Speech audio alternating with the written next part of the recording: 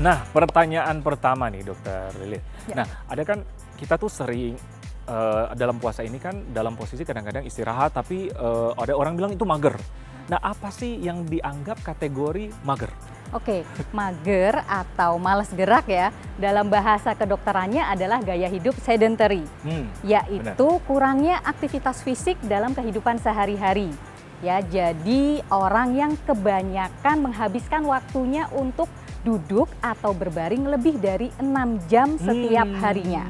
Di luar jam tidur ya. Oke, duduk atau berbaring, berarti dalam kondisi tidak bergerak? Iya, betul. Itu selama 6 jam? Lebih dari 6 jam lebih dari setiap 6 hari. Jam. Oke. Atau ada juga yang mengatakan bahwa gaya hidup sedentary adalah apabila kita melangkah kurang dari 5.000 langkah setiap hari. Kurang lebih 6 jam dan tidak melangkah lebih dari 5.000. Berarti kita harus hitung ya mulai sekarang ya? Langkah, iya, kita kan bisa pakai itu tuh pedometer gitu kan, step meter kita bisa pakai jam.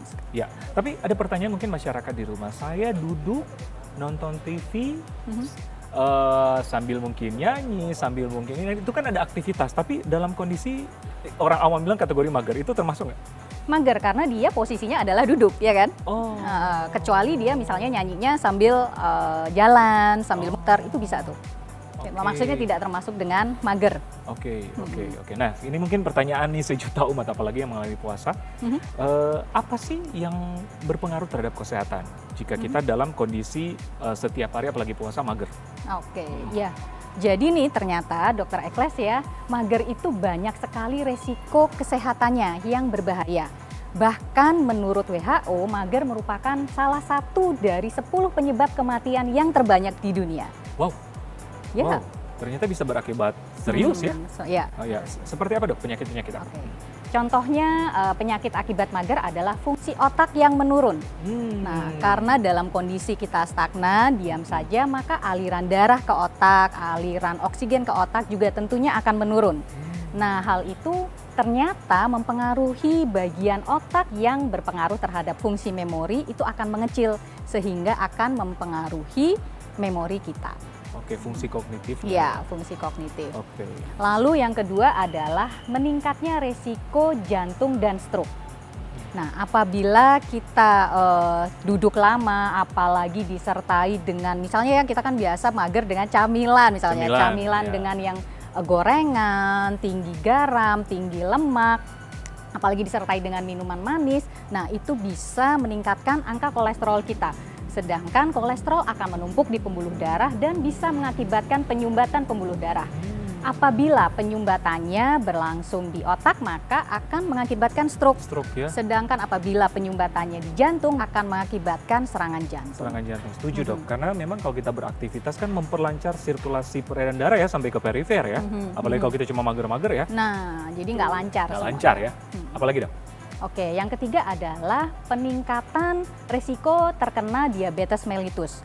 Karena dengan kita mager, maka akan terjadi peningkatan resistensi insulin, yaitu kondisi di mana tubuh tidak merespon dengan baik insulin, sehingga kadar gula darah akan meningkat dan mengakibatkan diabetes. Apalagi dok? Oke, yang paling sering sebenarnya mager itu bikin kita sakit pinggang. Kan? Nyeri pinggang karena adanya kekakuan dari otot-otot punggung dan pinggang. Lalu bisa juga menyebabkan susah buang air besar, gitu kan? Karena kalau kita jarang bergerak, maka organ tubuh kita juga tidak aktif tuh, termasuk usus. Selanjutnya juga akan terjadi pengeroposan tulang atau osteoporosis. Nah, justru karena kita tidak bergerak, maka massa otot kita akan menurun dan kepadatan tulang kita juga menurun, sehingga akan terjadi pengeroposan. Setuju, karena memang reproduksi dari tulang, regenerasi sel, pengaruh juga dari aktivitas ya? Betul sekali. Oke, dok, terkait dengan mager nih, apalagi kan sekarang saat kita berpuasa, orang cenderung dalam tanda kutip jadi alasan untuk mager, ya kan?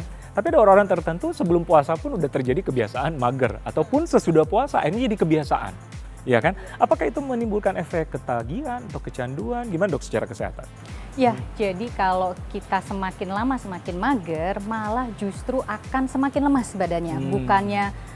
Bukannya ketagihan ya, tapi memang sudah kayak tidak punya kekuatan atau tidak punya gairah hidup gitu sepertinya. Setuju.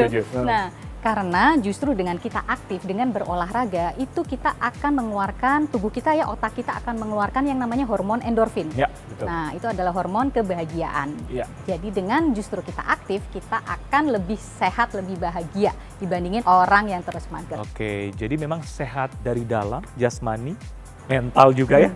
Karena bergerak ya, setuju dok, karena saya memang sering melakukan olahraga tiap hari. Tapi kalau saya tidak lakukan olahraga tiap hari, kayaknya lemas sehari. Ada yang kurang. Ada yang kurang. Ya. Gitu. Berarti itu jadi kebiasaan ya? Iya, betul. Itu malah justru ini ketagihan endorfin berarti. Endorfin. Berarti bagus ya? Betul sekali Dokter Eklas. Oke, Dokter Lili, gimana sih cara mengatasi supaya kita tidak mager atau malas gerak, dokter? Terutama saat puasa ya? Terutama saat puasa. Oke. Ya, jadi kenapa kita mager saat puasa biasanya karena merasa lemas, ya kan? Merasa lemas sepanjang hari. Karena mungkin kita bangunnya terlalu pagi, nggak biasa bangun pagi kan, kita harus sahur. Nah, lalu juga karena nutrisi saat sahur, saat buka puasa kurang bergizi. Jadi merasa lemas seharian. Nah, beberapa tipsnya adalah jangan tidur terlalu malam. Nah, jadi jangan begadang gitu kan. Usahakan cukup tidur. Nah, kalau misalnya saat siang hari terasa lemas, itu bolehlah kita misalnya tidur siang, istirahat siang sekitar 30 menit sampai 1 jam saja. Tapi jangan lebih, karena justru akan bertambah lemas. Oke. Lalu selanjutnya adalah nutrisi ya. Jadi saat sahur itu perbanyak serat, perbanyak sayur, buah, dan cukupi kebutuhan cairan minimal 8 gelas per hari. Jangan sahur dengan kopi atau teh dan zat yang bisa membuat kita dehidrasi. Nah, selanjutnya adalah alihkan rasa lapar dan haus Anda dengan mengalihkan fokus Anda untuk kegiatan atau hal yang lebih bermanfaat. Jadi kita harus tetap produktif. Setuju. Ya. Setuju. Anda bisa merencanakan mungkin kegiatan sehari sebelumnya dan jangan bermalas-malasan. Setuju. Jangan mengatasnamakan puasa sehingga kita malas gerak ya, dokter. Ya, betul. Oke, Dokter Lili, tadi kan mager ternyata ada pengaruhnya untuk kesehatan. Nah, ada nih mungkin sebagian masyarakat yang bertanya-tanya pada saat puasa, tapi aku nggak mager, tapi malah aku terlalu aktif atau hiperaktif. Kalau tadi mager, ini hiperaktif. Apakah ada efeknya yang buruk untuk kesehatan? Ya, jadi pada saat puasa tentu kan kita akan mengurangi asupan makanan dan minuman terutama saat siang hari, gitu kan. Nah, apabila kita terlalu aktivitas berlebihan saat siang hari, tentu akan beresiko, Dokter Ekles. Akan beresiko dehidrasi atau kurang cairan dan juga hipoglikemi atau kadar gula darah turun dibandingkan dengan nilai normalnya. Nah, apabila hal-hal tersebut terjadi, maka akan bisa merasakan lemas, pusing, nyeri kepala, gemetar, bahkan bisa hingga tidak sadarkan diri. Oke. Kalau yang terlalu aktif, karena cadangan gula atau glukosa ya di tubuh kita berkurang ya. Cadangan energi dan cadangan cairan kita sedang berkurang. Cuma memang bukan berarti jadi alasan supaya kita tidak bergerak. Setuju ya, Dok? Betul. Kita yang tahu kemampuan diri kita sampai di mana, tapi kalaupun kita mau olahraga atau exercise, pilih waktu-waktu yang tepat ya, Dok? Setuju banget. Jadi memang ada waktu yang tepat untuk tetap beraktivitas, tetap berolahraga, itu harus sesuai dengan kemampuan dirinya. Kemampuan. Pas menjelang buka kali ya, Dok? Betul sekali, Dokter Ekles.